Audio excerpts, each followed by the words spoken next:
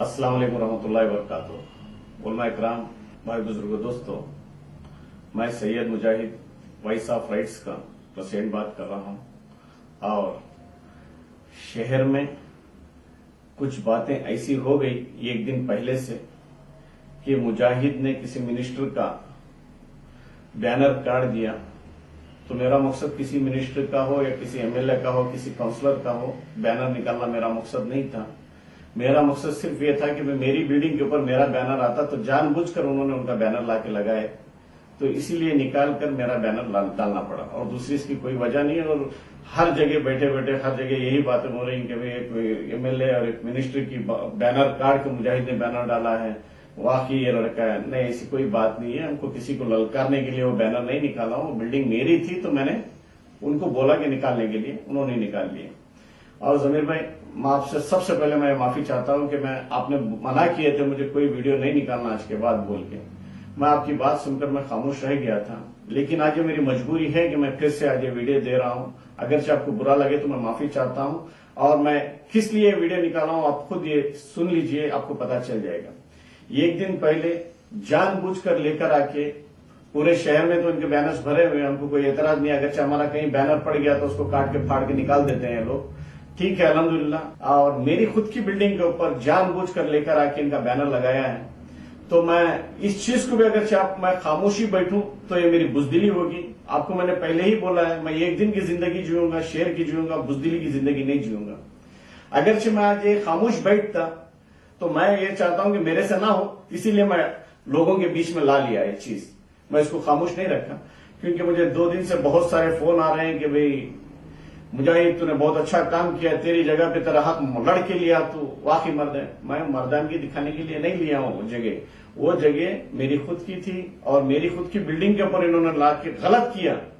हो सकता है तो पूरे शहर के अंदर लोगों ने तो इनको फोन किया होगा, भाई आपका इस तरीके से गलत लगा है। एक तरफ मैं क्या समझू इनको, रोशन बेग साहब को, एक तरफ राहुल गांधी के साथ बैठकर मीटिंग करते हैं, वो फोटोज व्हाट्सएप पे आते हैं, बड़ी सियासत में कर रहा हूं बोल के दिखाते हैं लोगों को और कौम को। एक तरफ बच्चों के साथ लगे हुए हैं कि छोटी सी छोटी नीच से नीच राजनीति करने पे तुले हुए हैं। एक बैनर पूरा शहर भर के, मेरी भी बिल्डिंग चाहिए था क्या इनको, इनका बैनर लगाने के लिए? तो मेरी ही बिल्डिंग क्यों मिली? ये इनकी शरारत है ना। तो ये शरारत के लिए मैं सीधे आपसे दरखास्त करता हूं बेग साहब, आपने जो मुझे रौडी लिस्ट ओपन करवाई थी मैं गुंडा बोल के, अल्लाह का करम आज की तारीख में वो मिट गया। और रहा सवाल दूसरा, जो कई इल्जाम आप लगा रहे हैं कि मुजाहिद ने हज भवन का नाम बदलकर हज घर का नाम रखने जा रहा है, तो कहीं जाके आपने बोले हैं कि मुजाहिद ने हिंदू और मुस्लिम फसाद मचाने की एक मुहिम छेड़ रहा है तो उसको अंदर से काम करो बोल के। आपसे ये सब चीजें काम नहीं होगी। मैं कौम को और हिंदू भाइयों से भी ओपनली कनाडा में भी मैं स्पीच किया है कि हजरत टीपू सुल्तान का घर हजरत के नाम से रखो, हज भवन का नाम निकाल के बोल के। आपको इसके पीछे साजिश चलने की जरूरत नहीं। एक साजिश आपने चल ली थी, जो रोडी लिस्ट मेरी ओपन करवा के मैं गुंडा हूं, मैं किसी को थपड़ाक मारा हूं, नहीं ना।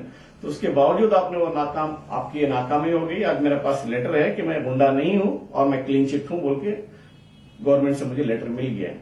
और रहा सवाल अब फिर से दूसरा, अभी अब रमजान के बाद इलेक्शन की मुहिमें स्टार्ट हो जाएंगी, तो उसके लिए आप मुझे दूसरे तरीके से खत्म करना चाहते हो, तो ये आपकी गलतफहमी है। हो सकता है आप जानबूझ के कर रहे हैं, तो ये अल्हम्दुलिल्लाह ये मुझे मंजूर है। अगरचे नहीं, आपके अनजाने में गलती हो रही है, जो आपके पास आजू बाजू रहते हैं उन लोगों को आप समझा दीजिए आपके अच्छे अल्फाजों में।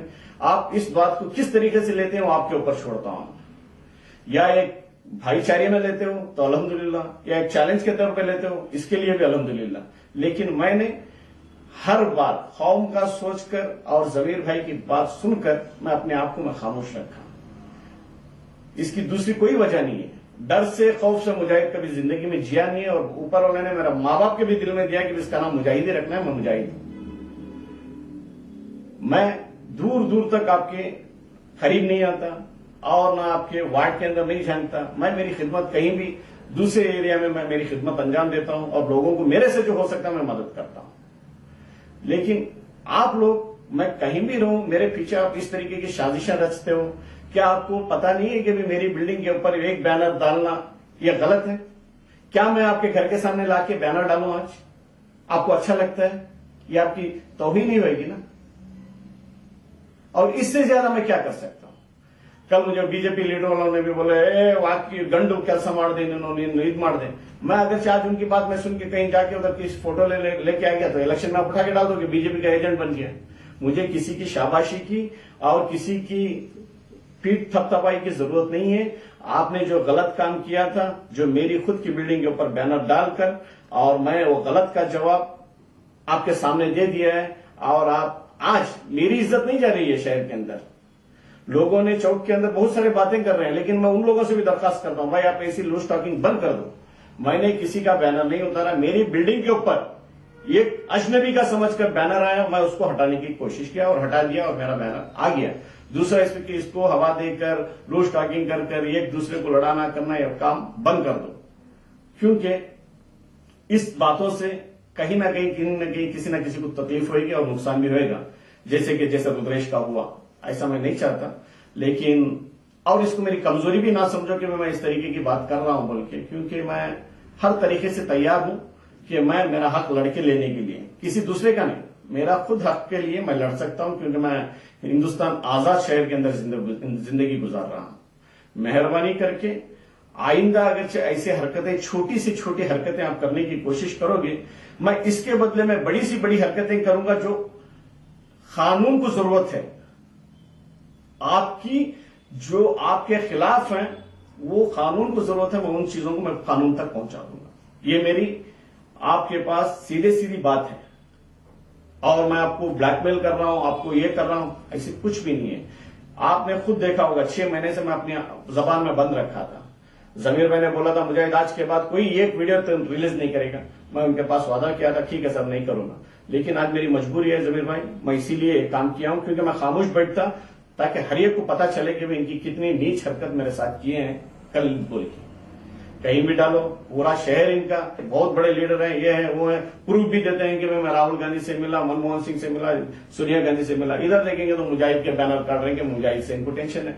सियासत आपके लोगों के दिल में होना चाहिए ना, आप कैसे लीडर हैं, क्या है बोल के। मेरे से क्या है? मैंने कभी आपको आके तकलीफ दिया? कभी किसी का एक एडमिशन के लिए आया? कभी किसी मस्जिद के लिए इनको 100 रुपए चंदा दो बोल के आया? नहीं ना। तो आप मुझे क्यों टारगेट करते हो?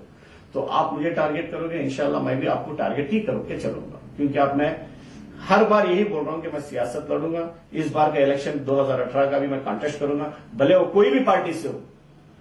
आपके खिलाफ खड़ने का मुझे मौका जो भी पार्टी देगी, इंशाल्लाह मैं उस पार्टी का इस्तेमाल करके मैं उस पार्टी में ज्वाइन हो जाऊंगा इंशाल्लाह। और मेरी बात किसी को अच्छी लगी तो अल्हम्दुलिल्लाह, आप हर जगह इस बात को अलग तरीके से नहीं लेना। मैंने किसी मिनिस्टर का, किसी काउंसलर का प्रेजेंट मैंने उधर से नहीं हटाया। मेरी बिल्डिंग के ऊपर मुझे तकलीफ है। अगर आप ही सोचो, इनके घर के सामने जाकर, रोशन बेग के घर के सामने जाके मैं मेरा बैनर डालूंगा तो उनके दिल को अच्छा लगेगा।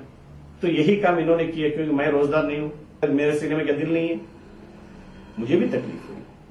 तो आइंदा ऐसी हरकतें मत करो प्लीज।